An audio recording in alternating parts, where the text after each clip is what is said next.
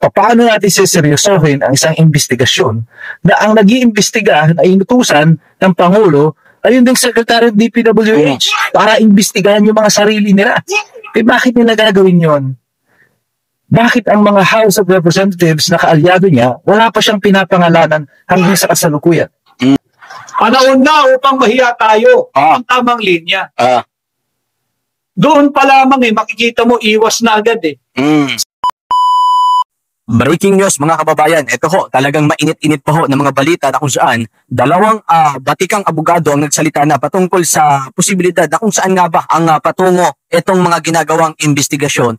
Talking about po dito sa mga palpak ho ng mga flood control ho na ito. And sino nga ba ang dapat sisihin mga kababayan? Kasi sinasabi ho ng mga Marcos vlogger na hindi di umano dapat si BBM ang sisihin patungkol dito sa mga palpako ng mga proyekto. Pero ayon po dito sa mga batikang abogado ay talagang dapat po si BBM ang sisihin because yung DPWH ay under yan sa kanya. Kapalpakan po ng nasa baba niya, kapalpakan niya rin. Okay, ito mga kababayan, panoorin ho natin. Di na tayo magtagal-tagal dyan mga kababayan. Ito. And panoorin po natin itong si Attorney Mike Operario. Matinik ko ito na abogado mga kababayan. But before po natin i-play, don't forget to like, share, and subscribe muna. No? Para lagi kayong updated sa ating mga bagong video. Ito na ho. Magandang araw po sa inyong lahat. Ito po muli si Attorney Mike Operario. Alam niyo ba na pag mahina ang isang Pangulo, this becomes a dangerous time for any republic. Matatandaan niyo noon, matapos ang eleksyon, sinabi ko sa inyo na kapag humina ang ating Pangulo, siya ay magiging lame duck president na. And usually, it happens on the final year of his presidency. However, ngayon pa lamang, sa pagkatalo nila sa eleksyon, itong nakaraang halalan ng Mayo, lumalabas na talagang napakahina ng ating Pangulo. Totoo yan mga kababayan. Kasi doon pa lang po mga kababayan sa yung nagkaroon po ng eleksyon, talagang makikita po natin na napakahina na talaga ng ating Pangulo. Okay, kung titingnan po natin para po sa kung aproba sa mga kababayan natin yung kanyang pagkapangulo. Kasi unang-una, yung mga tumakbo po bilang senador under ho sa kanya, halos lahat po hindi ho nanalo. And this will expose him sa abuso ng mga taong nakapaligid sa kanya. And ngayon na nga, eto na, nangyayari na. Sinabi ko noong Mayo, it is happening today. Everything that has happened to the president as of this time ay siya rin ang may kasalanan. Ang perception sa kanya ng maraming mga tao, pati na rin ang kanyang sariling mga kaalyado, ay napakahina niyang presidente, kaya siya ay kanilang pwede paglaruan at maaaring inaabuso na rin kung hindi niya nga alam itong mga nangyayari sa paligid niya. Pero parang napaka-imposible naman na mangyari ito. Bakit tayo nakarating sa ganitong sitwasyon at bakit ito delikado para sa Pilipinas? Balikan natin ito mula noong 2023. Ang umpisa ng hidwaan ng mga Duterte at ng mga Marcos ay nag-umpisa nitong umugong na at inirelease nitong grupo ng House of Representatives sa pamumuno ni Romualdez itong People's Initiative, kung natatandaan nyo ito. Ang People's Initiative ay para baguhin ang konstitusyon at ang layunin nito ay ma-extend ang termino ng Pangulo. I think this was Plan A. Dito naging malinaw na walang planong bumaba si Ferdinand Marcos sa pagkapangulo. At tila gagayahin niya na nga yung ginawa ni Ferdinand Marcos Sr. Okay, wait lang ha mga kababayan ha. Kasi kung natatandaan po natin, way back 2023 nga, totoo yun, na kung saan naglunsad po sila ng People Initiative or yung tinatawag po natin na VI. Panay po sila sabi na wala kaming kinalaman dyan. No? Pero ang hangarin daw talaga nito mga kababayan ng People Initiative ay para ma-extend ang termino ho ng ating hong Pangulong Bongbong Marcos. Okay, gusto yata gayahin yung ama niya. Okay naman sana ikaw mag-extend kung okay yung pamumuno mo Diba? So yun yung Plan A na kung saan nga po hindi po sila nagtagumpay mga kababayan. Nakarating pa sa probinsya namin yun na kung saan gaya ng sinabi ko, namimigay ho sila ng form. And nung tinanong ko yung mga kapitbahay ko doon, yung mga kakilala ko doon, ano yan, para saan yung form na yan? Kasi sakto yun, umuwi ako sa amin Sabi ko, para saan yan? Sabi nila, sa ano daw to? Kapag yung parang TI, alam naman nila na People Initiative. Alam nila yon. Pero marami ho kasing hindi nakakaalam kung ano ho ang ibig sabihin ng People Initiative. Tapos sabi ko, para saan yan? Although alam ko na kung ano yung ibig sabihin ng People Initiative, pero nagtanong pa rin ako sa kanila. Teko pa, ano yan? Anong ibig sabihin ng People Initiative na yan? Sabi ko sa kanila. Sabi ko nila sa akin, para daw kasi kapag ikaw ay lumapit kay Mayor, hindi ka mahihirapan. Tragis, dinamay pa si Mayor eh. Tuloy natin. Pamamagitan ng House of Representatives, ikinasa ang People's Initiative. Nung una ay may pagtanggi pa ang House of Representatives tungkol dito. Pero sa mga hearing sa Senado, nagkabukingan at lumabas na nga yung totoo na ito nga ay inisyatibo ng House of Representatives. Plan E. Gamit pa ang pondo ng bayan para dito sa People's Initiative di umano nito. Dahil sa nagkabisuhan, iniatras. Plan B. Plan B. Impeach Sara. Because kung nandiyan si Sara Duterte, dahil nga sa hindi sila nagtagumpay doon sa Plan E po nila, which is yung People Initiative, proceed sila sa Plan B. Ano yon? Eto na ho, mga kababayan. Sigurado na merong ibang pangulong uupo sa susunod na eleksyon after the next election in 2028. So the strategy was to remove Sara Duterte. Pero sa pag-aalis na yan kay Sara Duterte, kailangan din to get rid of Digong. So Digong was also sacrificed para na makumpleto itong impeachment process na ito. But then again, it failed. Ito na mga kababayan. Ito na sinasabi ko. Hey, again, it failed. Ito ang sinasabi ko natin na kung saan yung Plan E, People Initiative, hindi po sila nagtagumpay. Proceed po sila sa Plan B, impeach Sara. Okay? Yun nga po. Dahil natunugan kasi nila, natunugan nila na isa sa magiging abogado ni Sara Duterte, mga kababayan, ay si Pangulong Duterte. Alam naman natin kung ano yung power ni dating Pangulong Duterte, mga kababayan. Alam natin kung ano yung power, gaano ito kagaling itong tao na ito eh. Alam natin lahat yan eh. Di ba? Natatandaan nyo na nagkaroon po ng hearing nung pinatawag siya dyan sa Senado? Wala, alos lahat ayaw magtatanong sa kanya kasi lahat talagang nababara. Tsaka lahat ng yan, mga kababayan, talagang hindi lamang ho yung parang, alam mo nyo na, talking about sa talino, napakatalino ni dating Pangulong Duterte, mga kababayan. Diba? Kaya nga nung pinatawag siya dyan sa Congress, dyan sa Senado, mga kababayan ko, nakita ho natin kung paano ho sila nasupalpal, even si Risa Ontiveros. Kaya ang ginawa ho nila, dahil hindi nila, diba? Baka kasi kung nagkataon si Pangulong Duterte, maging abogado ni Sara Duterte, maging katawa-tawa ho ang hearing. Maging katawa-tawa yung trial ni BP Sara. So ang ginawa ko nila, mga kababayan, pinadala si Pangulong Duterte doon sa Dahig. Yun yung Plan B. So again, talo ho sila kung bakit hindi sila nagtagumpay. Tuloy natin itong sinasabi ho ni Attorney Mike Oferario. Sa second failure, Plan A, Plan B, all failed.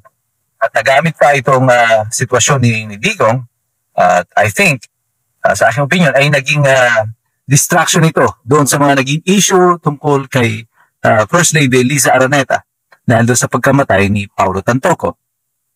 So, they move on to the next phase. Ngayon, they're trying to save face. Nagtuturo na ang Malacanang tungkol sa mga kapalpakan, mga nakawan. Ang una, sinasabi niya na mag-iimbestiga. Pero makikita mo ngayon na pati itong investigasyon na ito ay pilit nilang ipinipihit papunta sa mga oposisyon. I was disappointed even with the article of Rappler na dumating itong mga balita tungkol sa mga flood control projects.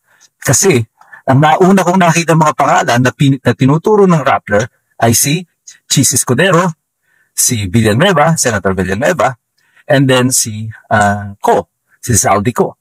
It appears na parang si Zaldico will be the sacrificial lamb, pero majority ng blame ay gusto nilang ituro doon sa mga tingin nila will become the opposition to President Marcos.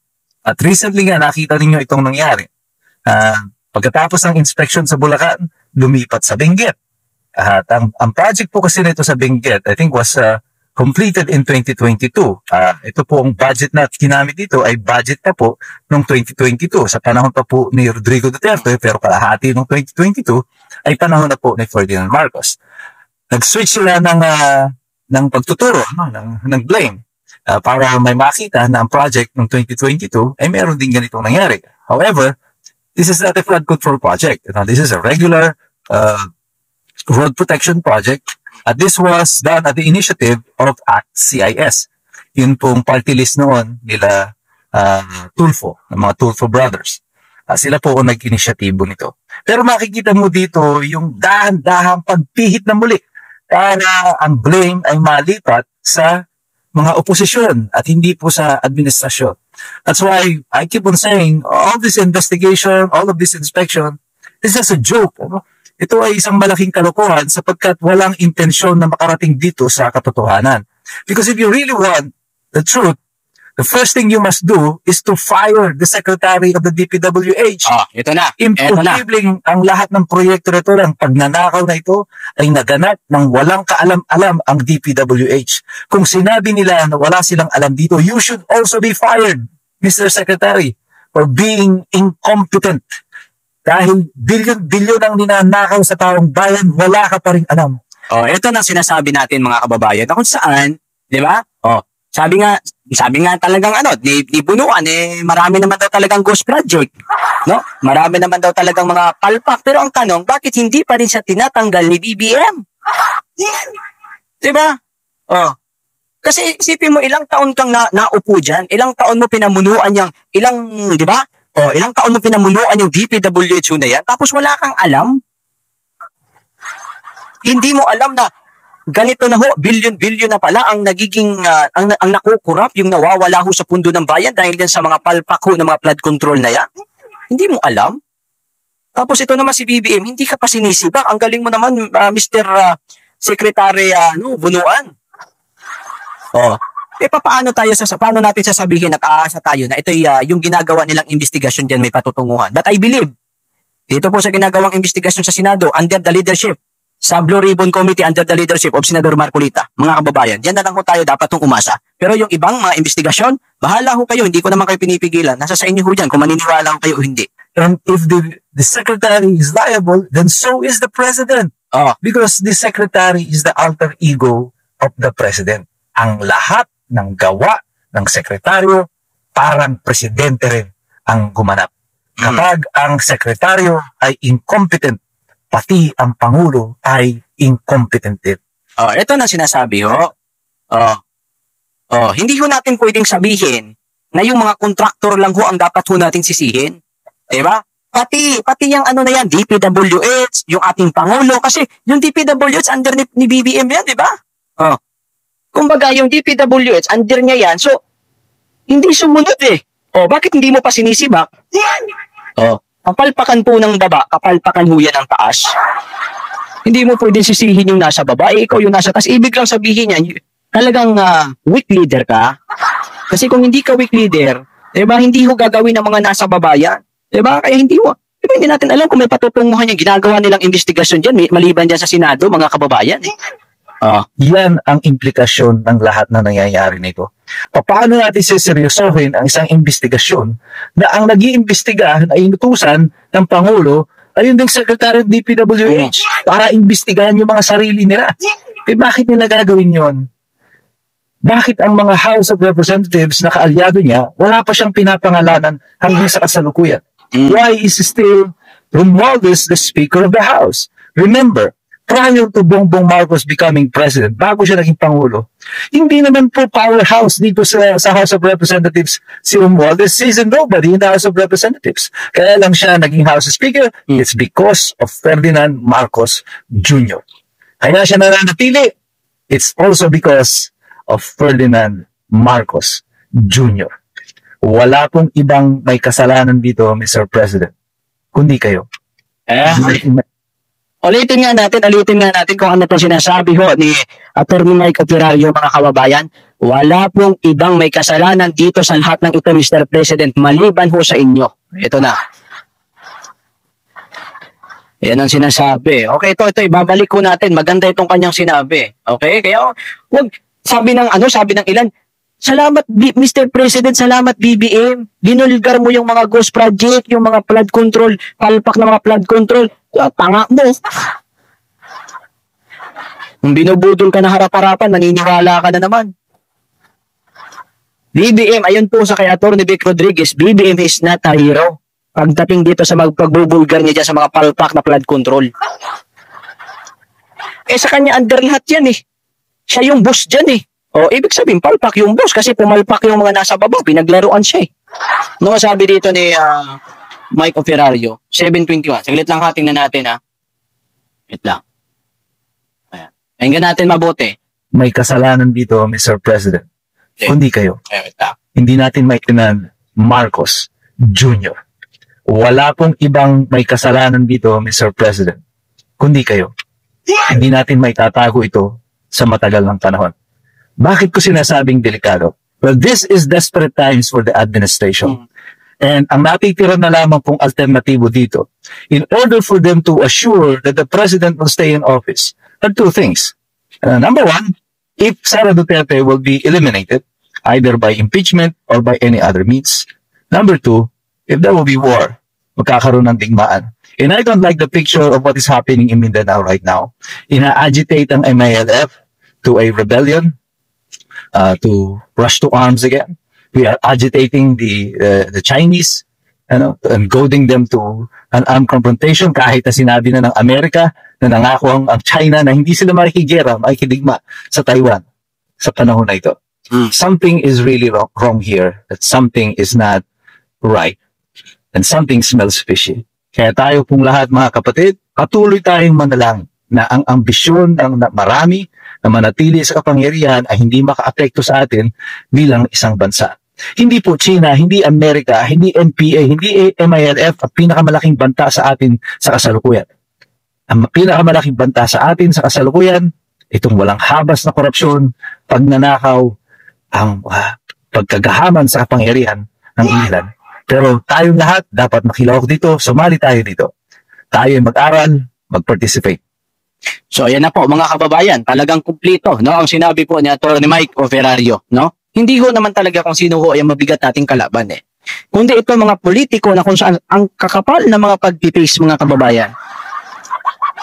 Ang kakapal talaga, sobra, kakapal ng mga, ang kapal, sobra. O alam mo, isipin mo, okay lang sa kanila na tayo lumulusong sa baha. Nasisira yung mga sasakyan po natin, pinapasok ng tubig yung mga bahay. No, okay lang sa kanila yan eh. Sabi nga ni Jessica Soho, tawag dito, hindi ho tayo, tawag nga, may sinabi siya eh, sa kanyang programa na hindi tayo mamamatay, hindi tayo may sinabi siya eh, patingin nga ako, may search mo nga dyan. Yung tamang sinabi ni Ma'am Jessica Soho, may sinabi siya na parang hindi tayo malulubog sa sa baha kundi sa kasakiman ng mga kurakot. Basta wait lang. Sine-check pa ng natin mga kababayan. But before that, proceed muna tayo dito kay Atty. Vic Rodriguez. No work, no pay si Tat. Alam naman po natin talagang si Atty. Vic Rodriguez kasama din po natin ito noon mga kababayan sa to support Bongbong Marcos. Ito yung nagsilbing abogado to ni BBM nung way back 2016 pa, kasama niya na po ito. Pero kumalas din po ito mga kababayan. Okay na. Before ho natin i-play si Atty. Vic Rodriguez, ito yung sinabi ni Ma'am Jessica Soho eh. Ito ang sabi niya malinaw dito, hindi pala baha ang magpapalubog sa ating bayan, kundi kasakiman. Ayan na. Sa totoo lang, kayang-kaya paayusin yung Pilipinas eh. Kung hindi ng mga kakapal ng mga balat ng mga ilang mga politiko sa bansa natin, okay yung Pilipinas. Hindi ganito ka-traffic tayo. Diba? Buti na lang ang panahon ni Tatay Digong talagang tuloy-tuloy ang pa-construct mga kababayan, ang Dulbilber. Natatandaan niyo to, malapit lang dito. Yung LRT1 from Baclaran to Cavite, pinangako ni Pino yan, pero tinupad yan ni Duterte. Kami ho ang mga nag-cover dyan mga kababayan. Yung LRT1 from Baclaran to Cavite, inabutan pa ng pandemya yan, pero tuloy-tuloy. Yan yung mga Marcos vloggers, sinasabi kay Bongbong Marcos Project yung LRT1. Putik, wala na nga kayo nadagdag na girder dyan eh. Diba? Yung naambag yun ng Marcos admin, yung paglagay na lang ng train. No? Yun na lang. Pero yung mga girder dyan, wala na kayong dinugtong. Lahat yan ay under the Marcos, the Duterte administration. By the way, tuloy po natin itong sinabi po ni Atty. Vic Rodriguez, mga kababayan. No work, no pay si nanay. Saan kukuha ngayon ng pagkain yan? Mangungutang. Siyempre, pag nangutang ka, may interest. Pagdating ng sahod, whether tuwing adjust at 25 ng buwan o kinsenas katapusan, yung kakahawak po nilang pera, yung kinita po nila, pambabayad na lang yung bilang ng leptospirosis. Kayo'y mambabatas, yung kurakot na mambabatas, yung kurakot na miyembro ng executive department, nagpapakasasa po kayo sa buwis naming mga Pilipino. Bumabaha po ng masasarap na pagkain sa inyong hapagkainan. Bumabaha po ng magagarat mamahaling sasakyan ang inyong garahe. Galing po yan sa trilyong piso ng mamamayang Pilipino na ninanakaw ninyo dahil sa mga multo o phantom o ghost flood control projects. Galing po yan sa daan-daang bilyong piso na flood control funds na nagsimula po, simula nung termino ng kasalukuyang administrasyon ng kasalukuyang Pangulo. Ngayon, kitang-kita, binabago ho nila yung naratibo. Subalit, hanggat meron pa po na tinik maisog, itutuwid natin itong paglulonder ng ating recent history, ng recent events na nagaganap sa ating bansa. Hindi tayo papayag ng revisionism dito sa daang bilyong pisong ninanakaw ho sa atin. Pero wisyo na ho eh. Sisira ng kasangkapan. Sisira ng motorsiklong gamit ng tatay o nanay pang trabaho. Sisira ng sasakyan. Babae ng bahay. Sisirain yung bahay. Sisirain yung mga sofa. Di ba? At higit sa lahat, may namamatay pa. Tumataas yung bilang ng leptospirosis. Yan po yung nagiging social impact ng walang humpay na pagnanakaw sa pondo nating mga Pilipino. Dapat yan, equally guilty if not most guilty ang Pangulo ng Republika ng Pilipinas. Hindi pa pwedeng sabihin mong hindi mo nalalaman ang nangyayari. 3 taon ka na, lagpas na sa kalahati ng iyong termino. Kung hindi mo alam ang nangyayari sa loob ng 3 taon, yung unang 3 taon ng iyong administrasyon, eh mas lalong dapat kang akusahan na most guilty. Akalain mo, ikaw ang Pangulo. Ikaw ang Chief Executive Officer. Ninanakaw ang pera para sa flood control funds. Hindi mo alam. At mali rin ho, huwag tayong papadala yung salitang mahiya naman kayo. Dapat kasama sarili niya roon. Oo, dapat isama mo sarili mo, Mr. President. Oo. Kasi nung sabi niya kasi nung suna mga kababayan, nung nakaraang suna ng July 28, ang sabi niya, kaharap niya mga congressman eh, mahiya naman kayo, no? Di dala kayo pundo ng mga kababayan natin. Kaya sama mo sarili mo, wag mo, feeling inosente. Eh, ang problema sa atin eh. Sabi nga ni Atty. Vic Rodriguez, hindi kayo, wag mong gamitin yung words na kayo. Gamitin mo yung tayo, mahiya naman tayo. Panahon na upang mahiya tayo. Ang tamang linya. Doon pa lamang makikita mo iwas na agad eh. Sinasalba na agad yung sarili. Yan po yung mga bagay na dapat nating talagang meron tayong discernment. Tingnan ninyo, yung mga balitang isinusubo sa inyo ng mainstream media, wag na ho kayong umasa dyan. Wag na kayong, mas malaki po ito sa anomalya at kontrobersiyang kinasangkutan ni Janet Lim Napoles nung kanyang kapanahunan nung panahon ni dating Pangulong Noynoy Aquino. Higit totoo yan, mga kababayan. Isipin po ninyo, yung kay Janet Napoles, nakulong siya. Gaya ng sinabi ko, although, hindi naman nakalagay dyan habang buhay, pero ang nakalagay po doon is dinagdagan ho, yung haba kasi ng kanyang pagkakakulong ay daig pa sa habang buhay. Kasi mga kababayan, yung taon po na ibinigay po sa kanya ay talagang hanggang siguro yung sa huling hininga niya, yun na yun, doon na siya mamamalagi sa kulungan. Samantalang milyon lang po ang usapan po na yun, mga kababayan. Ilang milyon lang po yun. Eto, bilyon po, trilyon po ang usapan po dito. Hindi hama ko na dapat talaga merong makulong. Kapag walang nakulong dito sa investigasyon sa mga flood control na ito, tandaan po ninyo, mga kababayan, uulit-ulitin po nila yan. Walang mababago sa sistema. Kaya gayon pa man, ako pa din ay umaasa kay Atty. Rodante Marcolita na may patutunguhan ang kanyang ginagawang investigasyon dyan sa Blue Ribbon Committee ho na yan. Itong malaki ito. Kung dati nalalakihan po tayo sa 10 billion, 20 billion, aba ngayon po 1 billion, 1 trillion ng budget ng DPWH ng Public Works ngayong taon.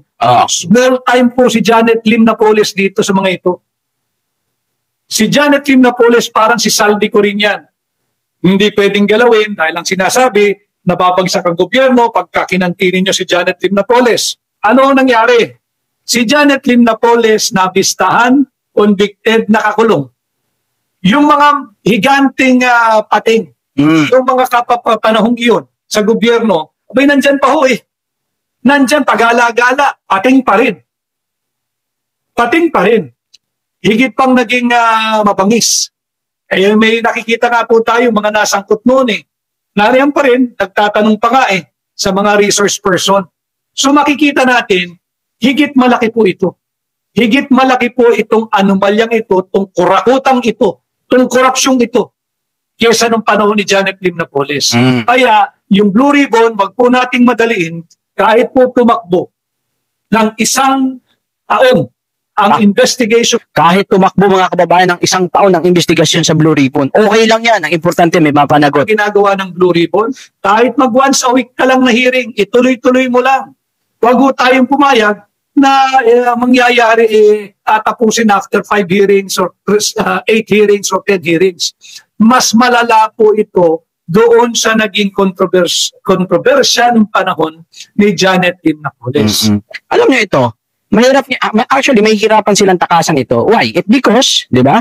Every time ho na nagkakaroon ng mga pagbaha, nandyan eh. Alam mo, kalikasan yung nanginingil mga kababayan eh.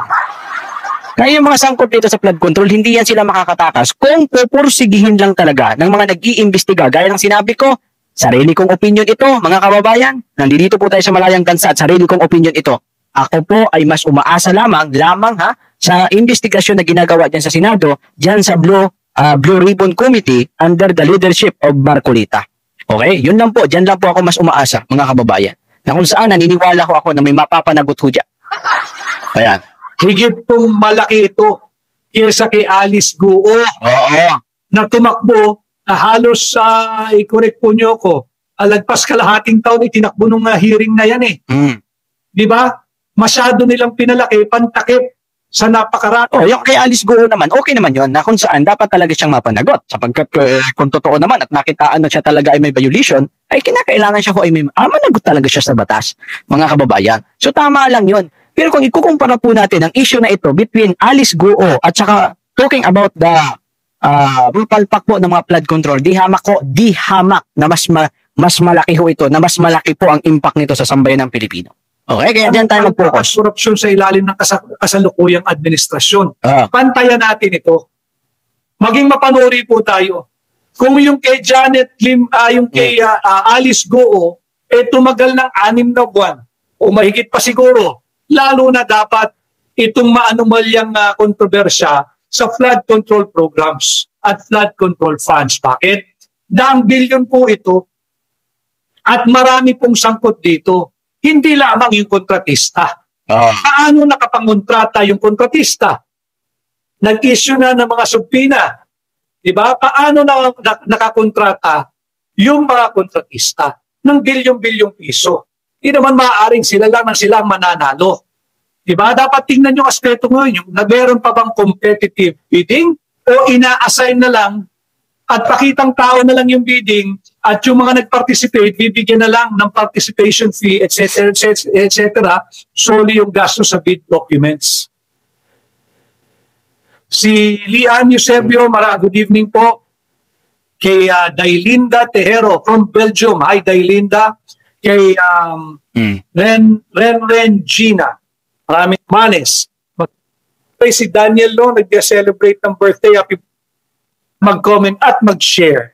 Para marami pong si Winnie Mario ng tamang impormasyon at balita na ibabahagi niyo po sa kanila. At importante na umangat nga yung antas o level ng pampublikong diskurso. Hindi tayo dapat magpapabudol pa ulit-ulit. Tama yan, mga kababayan. Lagi tayo nagpapaloko at kaawa-awa naman po ang ating bansa. Hindi na po sila nahiya eh. Di ba? Pagaya ng ating bansa, 6 years lang naman ang termino ng kahit na sinong pangulo. Ito po ay more than 3 years na. Lagpas na po sa kalahati. Hindi natin maramdaman eh. Kailangan natin ng leader. Kung sa mga barko pa, yung mga kasama nating mga seafarers dito, na kailangan natin ng kapitan na babaston sa tamang direksyon ng... parang ano lang yan eh, yung mga seaman, kailangan ho nila, yung kanila ho dyan kapitan, talagang magaling.